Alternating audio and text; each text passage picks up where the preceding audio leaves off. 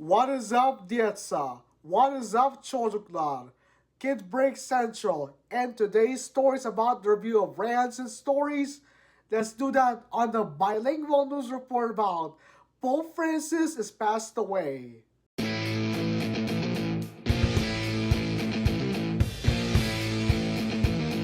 I saw some bilingual news, especially in Serbian and Turkish, makes me weep about Pope Francis is passed away. But he's dead of pneumonia in Rome, Italy. Makes me cry, makes me weep, makes me sad. So check it out my Sector Story video. Lastly, since I backed some of the bilingual news features such as Serbian and Turkish news report about Pope Francis is dead already. The world went love of Jesus. It makes me sad about bilingual news about the head of the Roman Catholic Church and head of the Roman Catholic Church have bad reputation, like no bad, another different. No thoughts, no evidences, no life, no risk of Pope Francis. Check it out my Turkish video. Fratelli e sorelle, buona Pasqua. Dün halka seslendi, bugün ölüm haberi geldi. Papa Francis 88 yaşında hayatını kaybetti. Katoliklerin ruhani lideri ve Vatikan Devlet Başkanı Papa Francis dün tezahüratlar ve alkışlar arasında balkona çıkmıştı. Tekerlekli sandalyede ve oksijen desteği alıyordu. Bitkin hali dikkat çekti.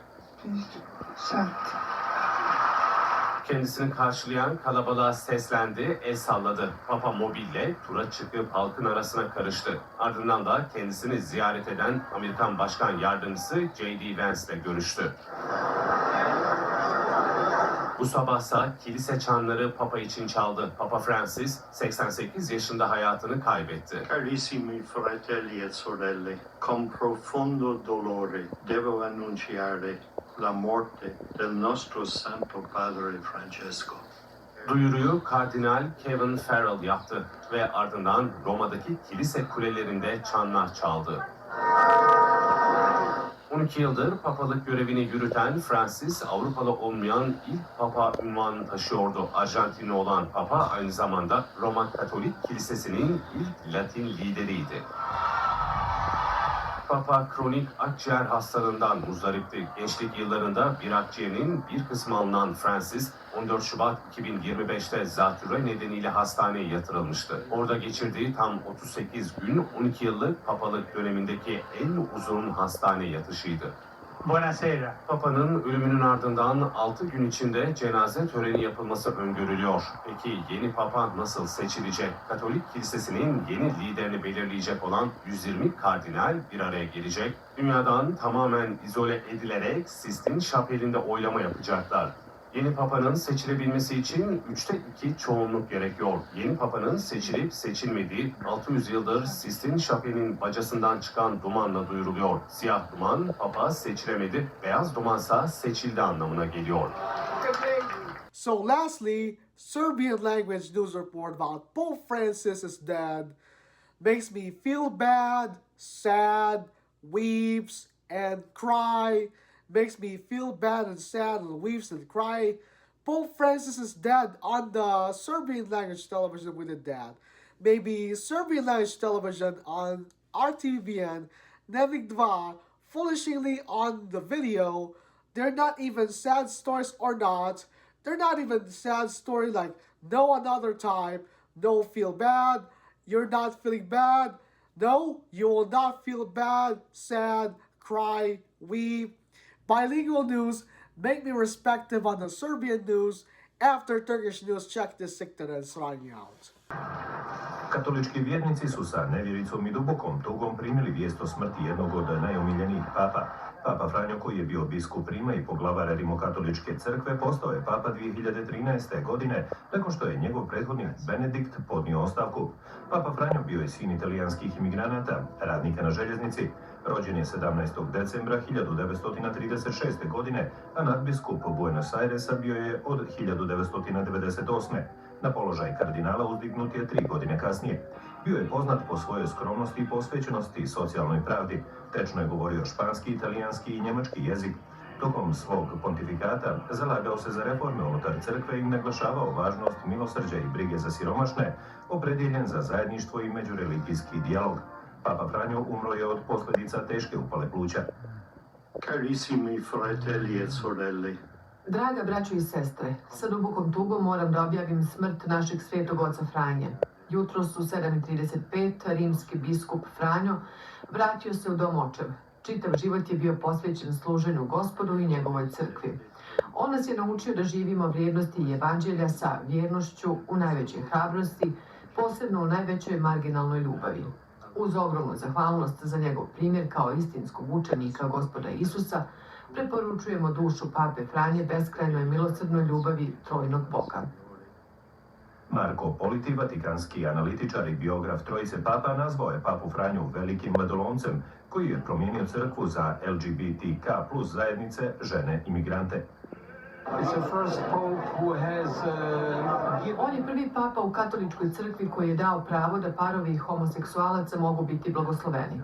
Odlučio je da se može razgovarati o ženama đakonima i započeo snažnu borbu protiv zlostavljača djece. Papa Franjo je također bio vrlo jasan po pitanju velikih ratova. Shvatio je da je u Ukrajini bio rat između imperija i da se mora okončati. U isto vrijeme on je govorio da na Bliskom istoku mora postojati mir između Palestine i Izraela. Predsjednici i predstavnici vlada brojnih zemalja širom svijeta izrazili su najdublje saučešće zbog smrti pape Franje. Bijela kuća navela je na platformi X: "Počivaj u miru, papa Franjo." Ruski predsjednik Vladimir Putin naglasio je papin značaj kao izuzetne ličnosti koje će zauvijek ostati u sjećanju naroda. Ovo je bio čovjek koji je imao izuzetno pozitivan stav prema Rusiji. To što je papa preminuo na Vaskrs je znak. Pravoslavci imaju shvatanje da ako Gospod pozove čovjeka k sebi u dane Vaskrsa, to je poseban znak da čovjek nije proživio svoj život uzalud. Najviši zvaničnici Europske unije na čelu sa predsjednicom Europske komisije Ursulom von der Leyen izrazili su žaljenje zbog smrti pape i odali mu poštu. Svijet žali zbog smrti Papa Franje, inspirisao je milione daleko izvan katoličke crkve, svojom poniznošću i čistom ljubavlju za one sa manje sreće. Moje misli su sa svima koji osjećaju duboki gubitak. Neka nađu utjehu u ideji da će nasljeđe pape nastaviti da nas vodi ka pravednijem, mirnijem i saosjećajnijem svijetu. Canto dolore per la morte di Papa Francesco. Uporedo sa tugom zbog smrti Pape Franje imam osjećaj praznine. On je osvojio svijet od prvog trenutka. Prisjetimo se njegovog insistiranja na pravičnosti u korištenju prirodnih resursa ili na jedinstvenosti ljudske porodice, njegovoj stalnoj pažnji na najslabije. Iznad svega preovladava misao o tome što je uradio juče na dan Vaskrsa, šetnjom na trgu među vjernicima sa posljednjim pozivom na princip humanosti kao kriterijumom ponašanja za sve. Povodom smrti pape Franje, zvaničnici iz Republike Srpske izrazili su saučešće sveštenicima i vjernicima katoličke crkve. Predsjedavajuća predsjedništva BiH Željka Cvijanović istakla je da je odlaskom pape Franje rimokatolička crkva ostala bez velikog i mudrog duhovnika koji je bio iskreno posvećen pravdi, miru i suživotu. Predsjednik Republike Srpske Milorad Dodik naveo je da je svijet izgubio čovjeka koji je vjeru stavio u službu naroda, a ne elita. Papa Franjo bio je glas pravde, jednakosti i nade za one koji nemaju moć, ali imaju vjeru. Njegove riječi i djela ostaju poziv čovječanstvu da se vrati Hristovim vrijednostima, ljubavi, saosjećanju i miru.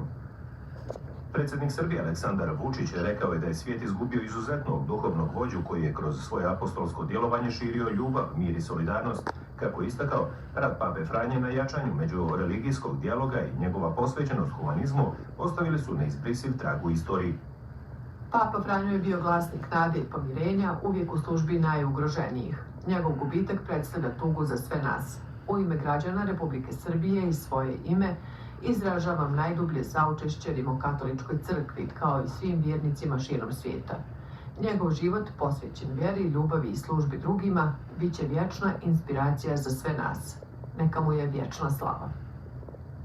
Svjetski mediji već su počeli sa kalkulacijama ko ima najveće šanse da bude izabran za budućeg papu. Pominju se kardinali sa Filipina, iz Italije i Gane. Međutim, lista mogućih nasljednika se tu ne završava. Ali, kako kaže stara italijanska izreka, onaj ko uđe u konklavu kao papa izađe kao kardinal, upozoravajući tako da ne treba polagati vjeru ili novac u favorita prije izbora. Za obične vjernike je međutim glavno pitanje da li će papu Franju naslijediti kardinal koji će nastaviti da vodi crkvu istim kursom ili se očekuje povratak na tradicionalne katoličke doktrine. So that's for today, you guys. Thanks for watching, guys, on Kid Break Central. Do not forget to subscribe, like, share, comment. Kid Break Central. See you next time on Kid Break Central.